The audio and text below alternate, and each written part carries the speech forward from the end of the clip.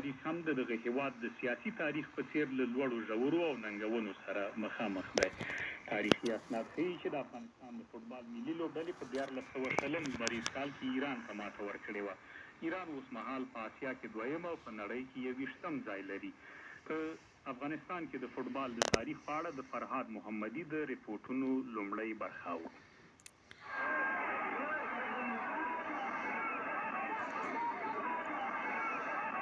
یو وخت و چې له غازي سټاډیوم څخه د فوټبال د مینوالو شور او ځواک په نیم کابل ښار کې اورېدل کېده. مسابقه فوتبال تیم‌های اتحاد شوروی و ایران تا حوالی ساعت 8 شب دوام داشت.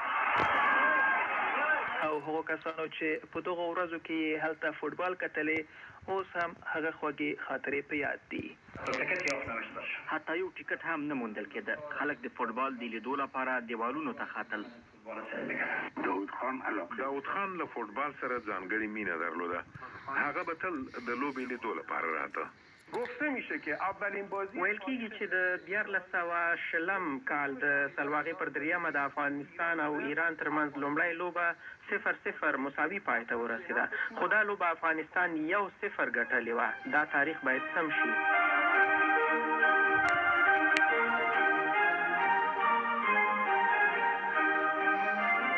د فوټبال د نړیوال جام د کتاب لیکوال او د افغانستان د فوټبال پخوانی لوبغاړی حامد علمي د خپل نیکه کیسه کوي چې د پاچا په دربار کې کاتب و. زما مرحوم نیکه په خپلو سترګو لیدلي و چې شاه امان الله له توپ سره لوبه کوله.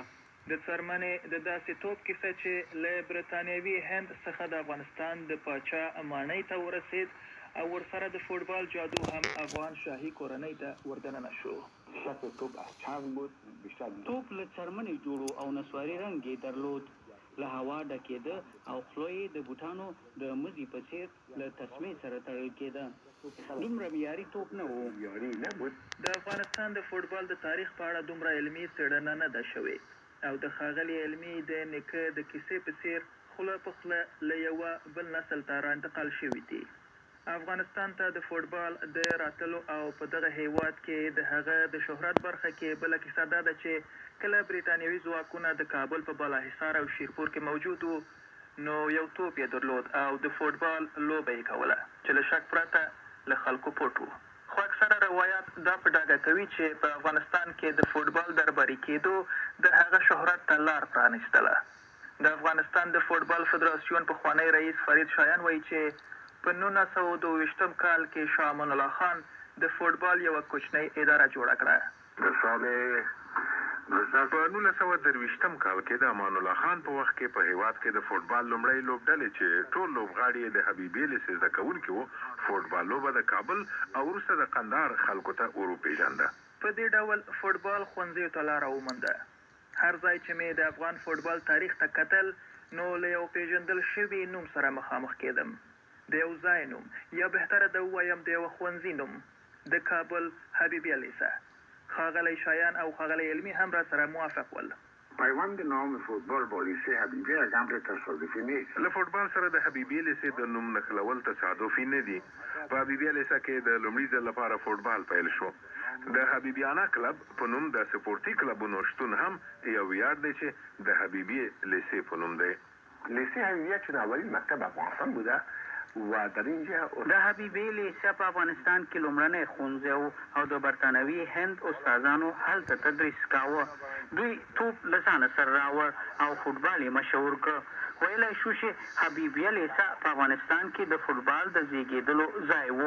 هغه زمانه کې د فوټبال یو له غوره ډګرونو په حبیبیه لیسه کې و. د فوټبال یو بل پخوانی افغان لوبغاړی فرید مولایي د هغه وخت د فوټبال د مشهورو څیرو نومونه اخلي چې ټول د حبیبیه لیسې زده کوونکي وو.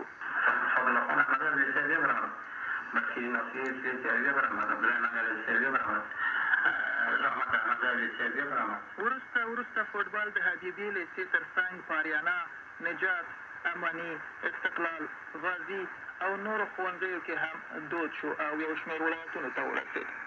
د فوټبال دودېدو دا ګړندی مزل په افغانستان کې د فوټبال مسلکي کېدو یوه نښه هم وه. ټولو هېوادونو فوټبال تقریبا په یوه کچه وه. افغانستان د سیمې له ځینو هېوادونو سره سیالي لرله. ځینې ثبت شوي ایراني روایتونه وایي چې د افغانستان او ایران لومړنۍ رسمي سیالي په 1420 هجري لمریز کال کې 0-0 مساوي شوه. خو د ایران د فوټبال مشهور مبصر جواد خیابانی د تاریخی روایت له مخې افغانستان د دې لوبې ګټونکی بولي. گفته میشه که اولین بازی تاریخ ملی ایران ویل کېږي چې د ایران د تاریخ لومړی ملي لوبه د 1420 کال د مرحومې پر دریمه د افغانستان پر وړاندې وه چې 0-0 مساوي شوه. دا په انټرنیټ کې هر چیرته شته. دا غلط دی. دا یقینا غلط دی.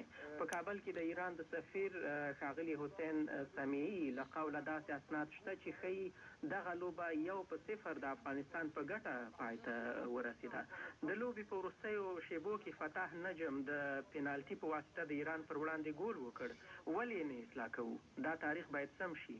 تاریخي روایتونه ښیي چې له فوټبال سره د هغه وخت